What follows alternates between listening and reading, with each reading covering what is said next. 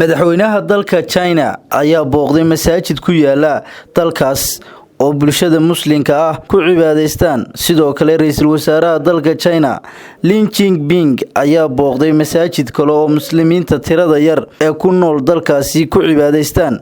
booqashada madaxdan dalka China ee masaajidada muslimiintu ku cibaadaystaan ayaa soo jiidatay warbaahinta dunida. madaxweynaha China ayaa safka hore salaada galay muslimiintu ay ku tukanayeen masaajidkaas isagoo qabsaday sujuud isla markaana muslimiinta kula cibaadaystay masaajidka. booqashada madaxweynaha iyo xubnaha kale la socday ayay ku soo dhaweeyeen muslimiintu guriga Ilaahay, waxaana yaqiinsaday in cudurka sida weyn u saameeyay dalkiisa coronavirus uu yahay ciqaab xagga Alle kaga timi, jawaabna u ah dhibaatada ay ku hayeen muslimiinta ku dhaqan dalkaasi China. hadda ka hor ayaa loo diiday inay si xor ah masaajidka ugu tukadaan muslimiinta ku nool dalka China. madaxweynaha dalka China ayaa booqday masaajid ku yaala dalkaas oo bulshada muslimiinta ah ku cibaadaystaan. sidoo kale ra'iisul wasaaraha dalka China ayaa booqday masaajid kale oo muslimiinta tirada yar ee ku nool dalka China ay ku cibaadaystaan.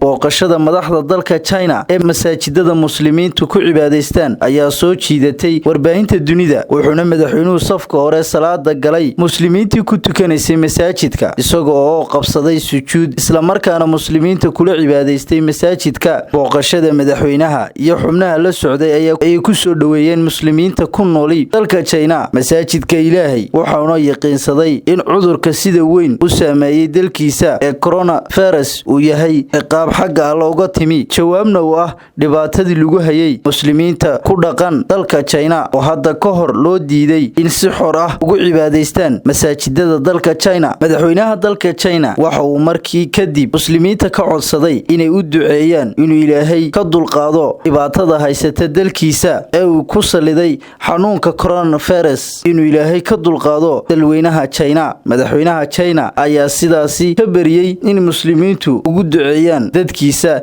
iyo dalkiisaba. sidoo kale ra'iisul wasaaraha dalka China ayaa booqday masaajid kale oo muslimiinta tirada yar ee ku nool dalkaasi ku cibaadaystaan, waxaana muslimiintaasi ku qaabileen soo dhaweyn isagoo dhankiisa ka codsaday inay u duceeyaan dalkiisa oo ay Alle uga baryaan inuu ka dulqaado dhibaatada cudurka coronavirus ee ku habsatay dalweynaha China. talaabooyinka hogaamiyaasha dalka China ee booqashada masaajidada ayaa ku soo beegmaysa iyadoo dalka dhibaato weyn soo wajahday kadib markii uu ka dilaacay xanuunka dunida ka qaylisiyay coronavirus kaasoo galaaftay dad tiro badan ee gudaha dalkaasi ku dhaqan ugu yaraan 4900 oo qof, balse waxaa jira warbixinooyin sheegaya in dhimashada intaa ka badan tahay oo ay jiraan tirooyin dhimasho oo dhanka gobolka Wuhan ka soo baxaya. komishanka caafimaadka qaranka dalka China ayaa maanta Khamiistii sheegay in tiro ka badan 4,324 qof oo ku nool dhulweynaha dalka China uu haleelay cudurkani. dhibaatada cudurkan ayaa ku soo bilaamatay magaalada Wuhan